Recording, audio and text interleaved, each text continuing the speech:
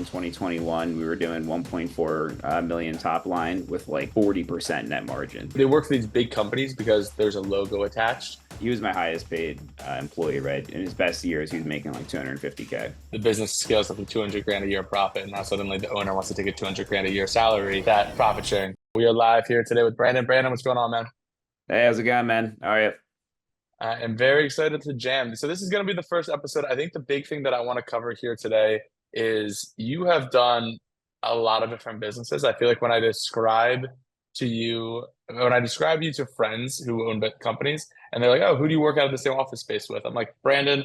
The best way to describe you is had an agency, sold the agency, and would you describe yourself as doing like micro PE right now? Because that's how I describe you. So the best way I view it, because we're not really doing a lot of acquisitions right now. So I run a business called Spacebar Ventures, and really at the core of it, I mean, it's set up as a holding company, but at the core of it is we incubate businesses and we buy them. And in the future, meaning, let's call it 6+ months out, we're probably going to move more so to acquisitions than we're doing now. But bottom line is we'll build businesses whether we buy them or start them.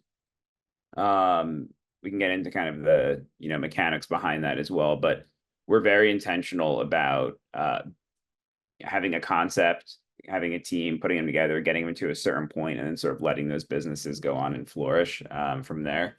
And yeah, I'm happy to obviously dive into like specific examples around it, but I would view us more as like an incubation holding company that is built specifically to cash flow these businesses. And then technically, I would always say we're looking to acquire businesses. The first half of this year, that's basically all I was doing. First, at least 5 months, give or take. Yeah, I remember you kind of hunting some of those deals. Yeah. And then I think give people who are listening to this right now a rough idea in terms of like size and scale of Spacebar Ventures today. In terms of people, if you count full-time employees and then contractors that are with us on a regular basis, so at least 10 or 15 hours per week every week, we're paying them kind of like a flat rate plus commission or however their deal is set up. You're probably looking close to 20-25 people, somewhere in that neighborhood, in terms of actual like who are like W-2 full-time employees. Some of our employees are not in the US, it wouldn't be a W-2, but in that case it's more like 5 or 6. That's across the businesses. But we're pretty contractor heavy. In terms of revenue, it varies from company to company, right? But each business on the low end is doing like, I don't know, 20K a month on average to 40, 50K. So we have basically five to seven businesses, depending on how you break up the media businesses, that are doing somewhere in that revenue range. And then probably, fast forward towards the end of the year, because we've been very much focused on just growing them. We're probably gonna we're keeping all of these businesses. At one point, we're gonna sell one of them.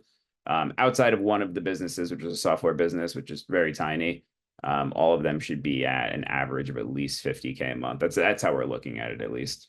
No, I love it. So I want to dive into like spend a little bit of time today kind of talking about how you're finding the people to incubate this with, because I think that model is really cool. And I feel like prior to us having an office space together, we would literally sit down and grab a random office space for the day. And I remember always walking away being like, ah, damn, I need to start way more companies, which probably a bad influence on me in that way. Yeah. But prior to Spacebar, you ran an agency called OpGen Media. Give people who are listening to this right now a little bit of a background in terms of like what OpGen Media did and how big y'all were, and when you sold it, like what the whole deal was there. Yeah, definitely. So I ran that business for 6 years. It was a B2B demand gen agency. So we had two sides of the business. We had a lead gen component, which was all enterprise. So we dealt with companies like Citrix, DocuSign, MongoDB, PwC, companies like that. And then we had the kind of more demand gen / marketing operations agency or HubSpot partner, all of that. And in that case, we were dealing mostly with Series A startups. We did a lot of B2B services to like that 50 to 200 employee range if they're an SAP partner or something along those lines. Probably in terms of employees, we were the largest we ever got in terms of full-time was 8, like full-time W-2 employees. And then, anywhere between like 5 to 15 contractors working with us at any one point. Very niche business. We did a couple of really good things and a couple of things that really held us back, which I'll talk about in a second. But when we sold that in 2021, we were doing 1.4 million top line with like 40% net margin. I mean, even after my salary, it was a super profitable business. Sold it. The things that which is not sustainable, but the things that we didn't really do properly were I never really scaled our sales team. We had one sales rep who sold lead gen, and then myself, who was kind of like in between a few things, but mostly doing the retainers. And then we had one account manager, and she would do a lot of the like expansion within within the companies that are there. And yeah, just never really, I just viewed that as like a cash flow business. I didn't think at the time anyone bought agencies. Like I legitimately had no idea from age, 22 to 27 when I sold it that somebody would want an agency because I'm like, it's a pain in the ass, a ton of headaches and all of that. But at the same time, now that I know more and have, bought it and sold agencies since then, cash flow is incredible on those things. I mean, that's really what it comes down to. And I sold it, 3.5 years ago. The vast majority, like 80% plus of those customers are still there. A lot of people think an agency is people-based and customers leave, and that wasn't true at all. And most of the team's still there too. Some people it's been 3.5 years, so some people leave during that period, but we got a good sale out of it and they got a good buy and worked out pretty nice. Would you sell it again if you still held it today? If I had it today in the kind of experience and mindset I have now, definitely not. I would have hired a GM to run that, never would have gave that business up. However, I had no idea how to really delegate and transition out of that business, which I learned a lot post sale because I had to, right? They had sales reps, they had team members, so I had to dish things off. And I realized very quickly, how unimportant I was to a lot of the processes that I thought were extremely important. So I don't have any regrets about selling it for the most part. But no, if I had that business today, no way in hell I'm selling that thing. Talk to me about what it looked like. So obviously, a big chunk of this podcast and the core messaging that we're going to try to get across here is I feel like there's a ton of content popping up these days about starting a business, getting your first sale, marketing, whatever. And I always remember for us, like we ran businesses all throughout college, and we would always use freelancers, the occasional agency, the overseas hire, whatever, in order because like that those were like the gateway drugs to hiring, honestly. They were like there's no real risk here, whatever. But then only lately, like 2, 3 years ago, did I start hiring US based labor and actual like I don't know, I some just call them just true employees to like help us scale some of the things because there are a lot of benefits that you can't get from the agency or freelancer in that regard. When you were running OpGen Media, what was that first hire for you? And like, how did you kind of go about that process? I'll give you two answers on it. So both were US based. One was actually a commission only salesperson. So he basically pitched me on working for OpGen.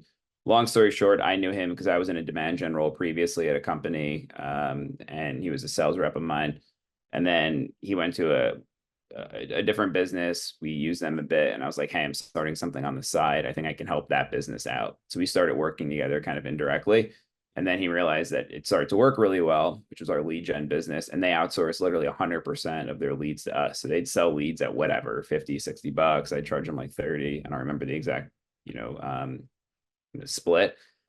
And then he was commission based on profits of that business. So he realized he could just do the same thing and make more money working for OpGen. So he came over as a commission based sales rep. But he was my highest paid employee, right? In his best years, he was making like 250K. Then my second hire was actually my sister. I hired her as a contractor. She was transitioning out of her job in the city. We got her working remotely, and then little by little built up. And then she became our account manager on the lead gen side. She's actually still with the company today. So I don't know. I probably hired her in like late 2016, I want to say. And she's still there at Real Access, which is a company that bought them.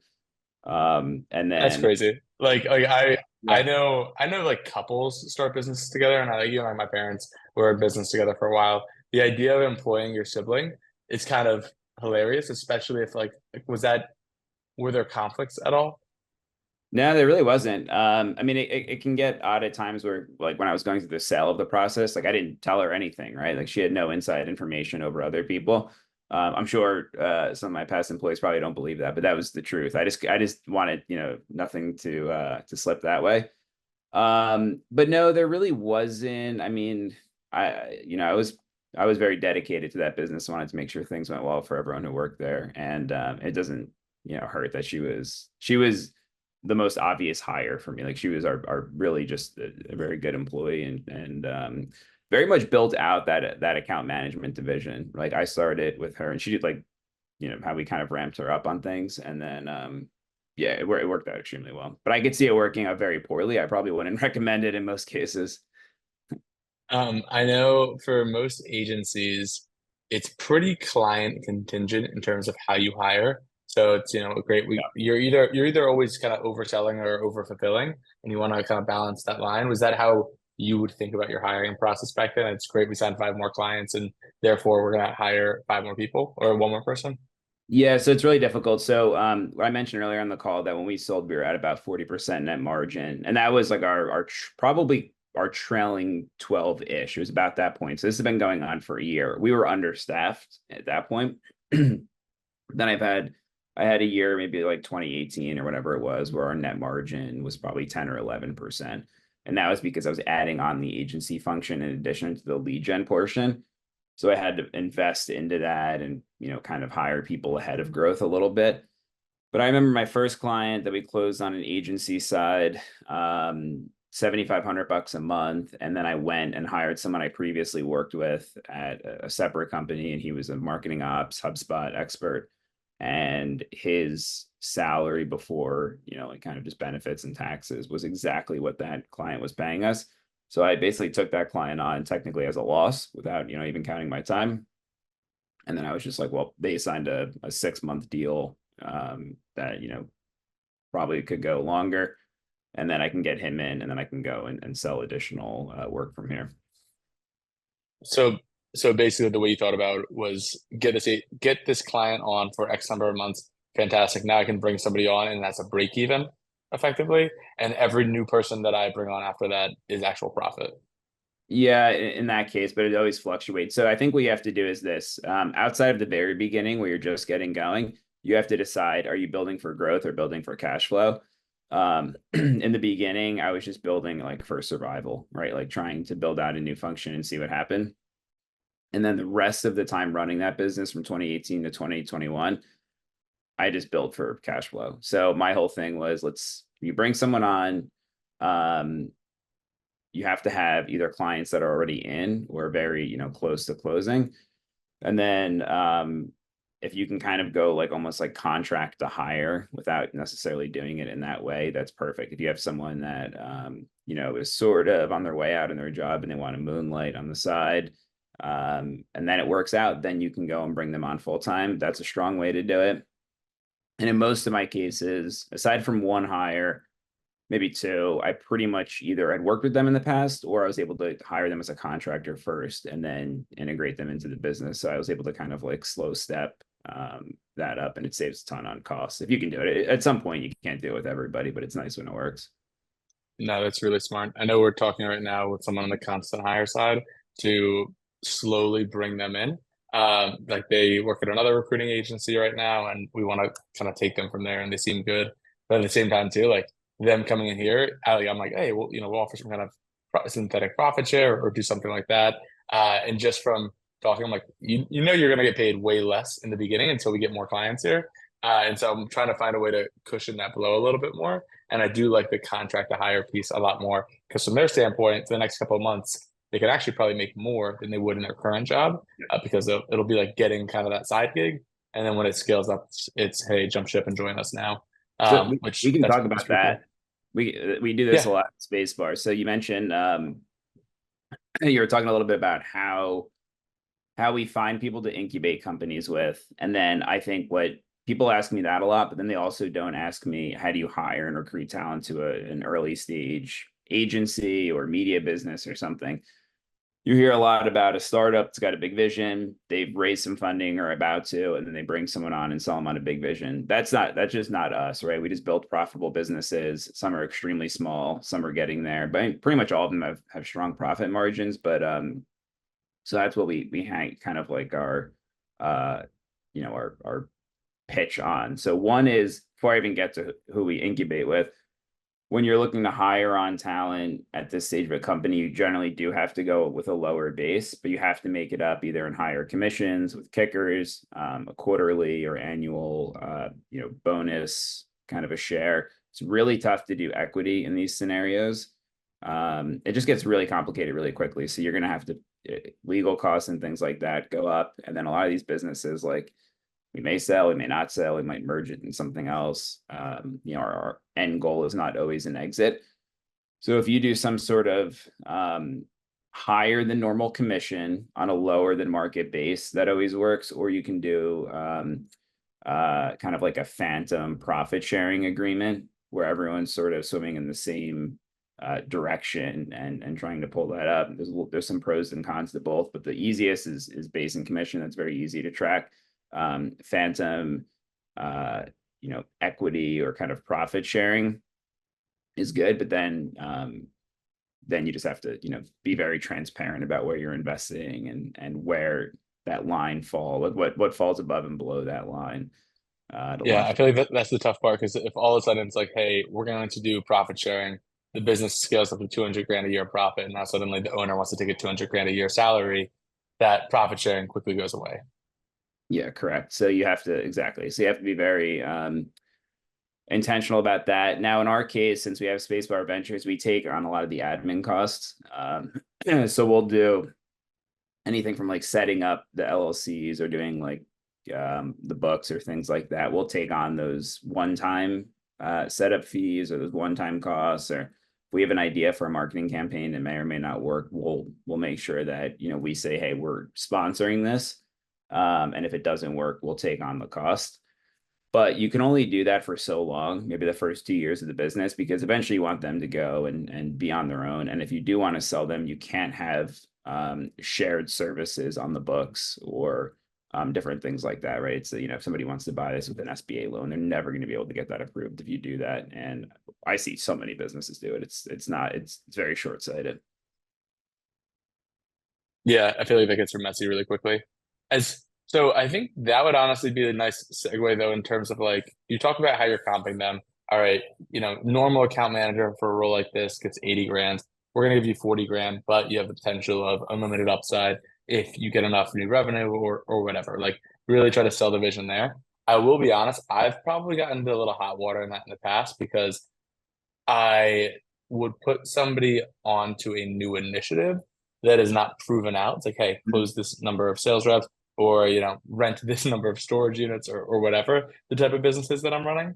And I haven't proven that we can reliably do 5 a month. And so I set a comp plan of like, all right, my mind is always racing. Like, all right, if somebody puts all of their energy on this right now, they'll probably be able to do it. And then I feel like I've gotten into some situations in the past where I'm like, all right, your OTE is this if you hit this goal, but the goal's really hard to hit, and I haven't hit the goal before. Do you have a course correct for that? Is it usually always commission-based plans of things that that you can confidently hit? It's a great question. So I've had this in the past where I've hired one sales rep and I haven't proven it out and they've come on.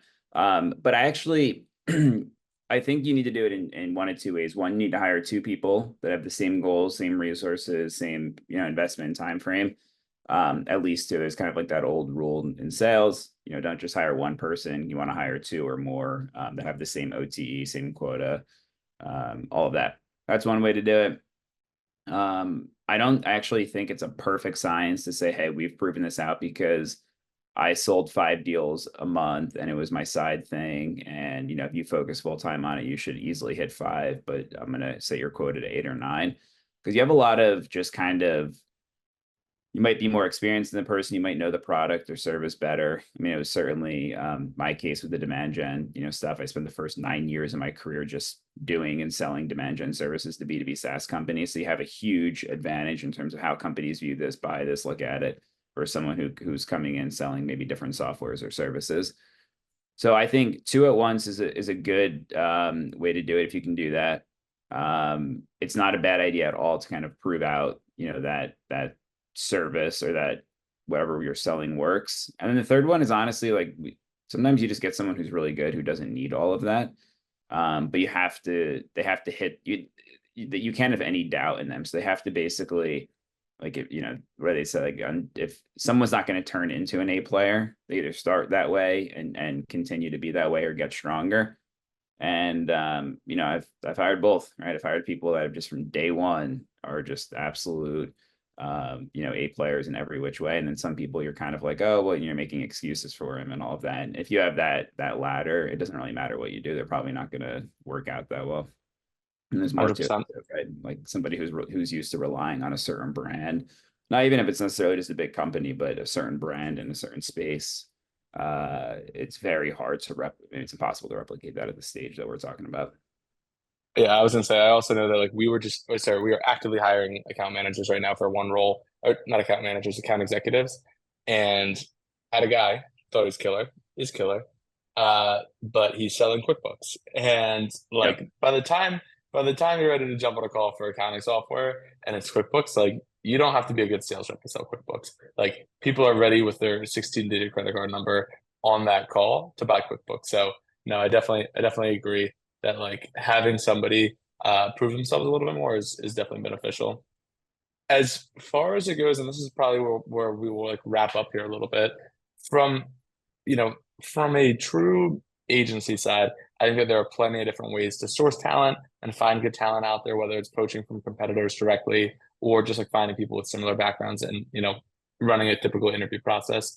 Um, as far as like getting people on board with something new, because like it's not like you're necessarily saying, "Hey, I've got this idea," posting a job description, and then somebody's coming on and saying like, "Oh, you don't have any revenue, you don't have any customers." Like people as employees really like structure. How are you going about sourcing people to incubate companies with you? I think the pitch that we have is pretty simple. So you want to start a business, you're probably working full time somewhere already, or maybe you just had a startup and it flamed out and you don't want to go that route again. We offer a salary for one, resources, guidance, and our just overall structure. There's we each business we've incubated with somebody or bought, but it was very small and had someone go in and grow it. They get equity, or there's a very clear path to equity and ownership, and that's real equity, not just phantom equity and things like that. So you're de-risked and you still have the same upside as us. I mean, essentially, if we do it properly, we're going to be roughly 50-50. It depends on the case, of course. But that's kind of where it typically will end up. I feel like the pitch is easy, right? It's I want to start a business. I don't want to take the risk. You're like, cool, I've got Yep. that covered. I will de-risk entrepreneurship for you. As a result, you'll still find a way to earn into that upside and like that equity side of things. But like, and I also agree with you. Like, I think that there are a lot of people out there that want that. I don't know where I would necessarily go. Like, I know exactly where to go to find employees, to find people who are like entrepreneurial enough to want to take that jump? Is it just from networking a ton in the space? Is it reaching out to like entrepreneurial organizations at undergrad programs? All right, so you can do that. We've hired from undergrad programs, but honestly, the ones that I'm just thinking through each case in my mind was directly from Twitter, actually. So I think you're able to kind of just share your thoughts, and people in your network will vouch for you. And like Ryan actually came from you directly. When I was probably a year and a half ago now, I posted something, and I was like, hey, I'll seed this business with whatever it was, 10K, 20K, pay you basically a stipend. It was like 2K a month. And we'll just come up with an idea. Like there's like no strings attached to this. Let's just build something. And then I interviewed a bunch of people. Ryan stood out to me during the interview process. He came up with ideas, had a video and all these different things he was going to do. And it came directly from Twitter. So that was an example from there. I don't know if you can really do this like through LinkedIn, right? I see companies try and do it and they hire EIR types. And I think it might make sense if you're a large VC firm or a bank or somebody that's trying to build like some sort of specific business in your industry, or like you're a VC and you want to back them and they're coming out of an MBA program or something, and that might work. That's just not really the type of thing that we're doing. So for me, I don't really have a better answer than it comes from your network. Twitter has been great, so I think that's been a really strong one. And I think the other thing that we're still trying to figure out is how regardless of how you find this person, how you compensate them and split the upside, a big thing for us is how do you go from when's the best time to bring them in? So you go in from day zero and you both come up with an idea, you agree on an idea, whether it's from an idea in like one of our idea banks that we all have, or if this person's like, no, I love this specific industry or problem. I would think the latter works better. We just don't have enough data to say that, because we've kind of done it in both ways. And then the other part of it is when you bring them in. So I've seen funds or firms or organizations, whatever, where they'll pre-vet ideas, which is something that we're trying now. I can't really get too much into it, but basically we're starting this business and we're just going to build it for the first like 3 to 6 months on our own. And then once we have X number of customers, revenue, et cetera, then we're going to look to bring someone on to run it. So in that case, we're pre-vetting it, building up, everything, and then we can hopefully hire that person with cash flow, and then probably just make like a further investment into the business. So I think that's a big question that we're trying to figure out right now. Yeah, I was going to say, I know, I mean, if you think about it from just a human psychology standpoint, right? People work for the Goldman Sachs, the Bank of America, so I don't know, I'm just naming banks right now, but like they work for these big companies because there's a logo attached, and therefore it's de-risked, it's trustworthy. You tell your parents that you got a job at Apple. It is a combination of prestige and also job security, which people value. Now, you take somebody on the other end of that spectrum who is, more risk adverse, but also down to play ball and like run and try the entrepreneurship game, but they still want to have a couple chips, not entirely like just eat ramen and live in the basement kind of thing. I feel like those are the type of people where your individual, Brandon's personal brand matters a lot. Spacebar Ventures personal brand matters a lot, because they're able to say, oh, no, I'm doing this thing with this guy who sold his agency. He's done this 5 other times and it's been successful. Like, it's the same reason that geniuses will drop out of undergrad to join the Thiel Fellowship, because it has some prestige and is slightly de-risked, right? I think people can turn around and say, oh no, I'm working with this guy who has been successful, and you have the credibility and the track record, it becomes a lot easier to recruit. I also know that 2 examples that come to mind just from knowing them via Twitter. Chris Kerner, he runs this thing called cofounders.com, and they actually tap into all different undergrad job placements like programs essentially, and they get tons of applications every single day from really talented undergrads who want to start a business with them, which I think is cool. And then the other one is Michael Girdley. He has I don't think it might be an EIR program, like an entrepreneur in residence program, but again, he's using his personal brand, and he basically says, hey, I'll bankroll you for 6 months. You come with me. We'll work on the idea together. I'll give you the seed capital. You'll get equity, whatever, and we'll grow this thing together, which I think is pretty cool. Yeah, I think that's great. And I think so. We even had scenarios like this where we just hired someone full time a few months ago. It was his first job out of college, and it was basically like he had 2 offers on the table. He had our offer, which kind of went back to earlier what we were talking about: lower base, really high upside, tons of learning, all of this, or a large bank, right? A globally recognized bank name. His parents wanted to take that one, and we had we didn't have to convince him, but we did give him. We actually offered. I was like, hey, more than happy to have a conversation to your parents. Like, we are legit. And I think part of that was like, he just wanted to make sure that, or his parents rather wanted to make sure that what we were doing was, I don't know, like I said, like legit. So we've had that come into play. Even my first job was like that. I worked for a company called Wasabi Ventures. It's basically like a family office, like a dual family office, but they invest in and start businesses. So they don't acquire businesses. They've done it a few times, but generally they're investing in startups and then incubating their own businesses. And they've had some big hits. And, that was what I did, I don't know, 12 years ago. And I didn't work for much for them, but that was my first actual job.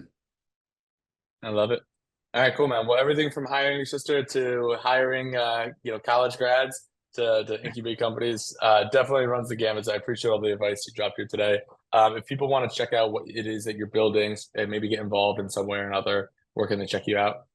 Yeah, I mean, I'm on Twitter at Pindulic. Email Brandon@spacebarventures.com, and then obviously our website. But either one works to get in touch with me. Just so you know, your contact in my phone is Brandon Public, because when we first met, I was like, I know it's something like this. So we'll link it all below. All right, thanks, bud. Of course.